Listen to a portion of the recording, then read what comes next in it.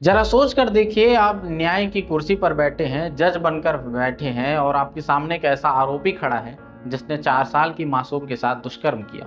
तो ऐसे में आप उसे क्या सजा देंगे? आपके दिलो दिमाग और ज़हन में ऐसा सजा आएगा कि मेरा बस चले तो मैं इसे अभी फांसी की सजा दे दूं या उम्र कैद की सजा लिख दूं। ठीक ऐसा ही मामला पुणे के नसरापुर गांव से सामने आया था, जब बीते 1 मई की शाम बच्ची अपने घर के बाहर, जो महज 4 साल की मासूम थी, खेल रही थी। वहां पर 65 साल का, जी हाँ, दादा बनने की या दादा की उम्र का एक शख्स, 65 साल का भीमराव कांबले वहां आता है और उस बच्ची का भरोसा जीतता है और उसके बाद मवेशी दिखाने के बहाने उसके बाड़े में ले जाता है और उसके साथ 39 मिनट तक दुष्कर्म की घटना को अंजाम देता है। और इतना ही नहीं, जब इससे भी उसका मन नहीं भरता है, उसे फंसने का डर लगता है, तो उसकी सीने पर वजन डालकर, चाहे सीने पर वार कर कर उसकी जीवन लीला को समाप्त कर देता है। इस मामले में जब गांव वालों को पता चली और आग की तरह खबर फैली, तो पुलिस ने आनन फानन में केस दर्ज किया और पूरे मामले की सुनवाई फास्ट ट्रैक कोर्ट में की गई।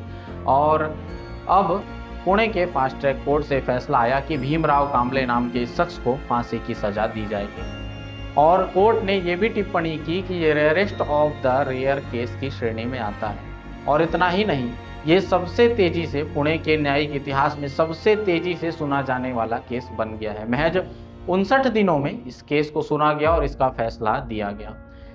जरूरत है समाज को ऐसे ही तेजी से चलने वाले केस, फैसलों और जजों की जरूरत है, क्योंकि फाइलें पड़ी रहती हैं, मामले चलते रहते हैं और इस बीच आरोपी आजाद घूमते रहता है। तो समाज को जरूरत है ऐसे फास्ट ट्रैक कोर्ट की, ऐसे तेज जजों की जो तत्काल सुनवाई करे और तेजी से फैसला दे।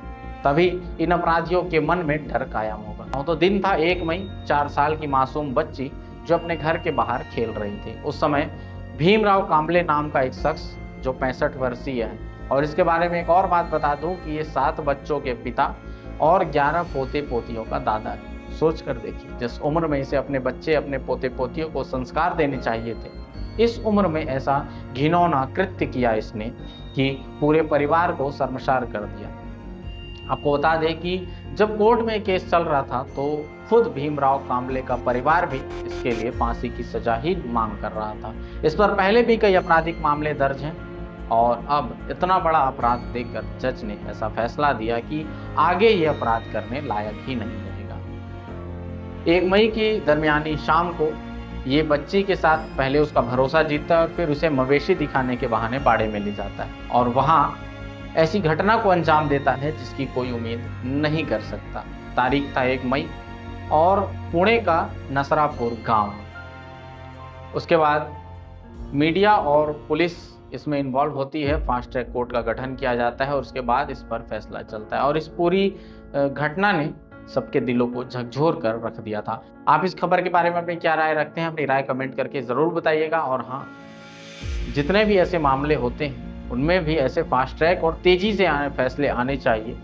इस बारे में क्या सोचते हैं ये भी कमेंट करके ज़रूर बताइएगा। फिर होगी मुलाकात ऐसे ही किसी मुद्दे के साथ। तब तक के लिए आपके अपने गोपाल मिश्रा को दीजिए इजाज़त। जय हिंद।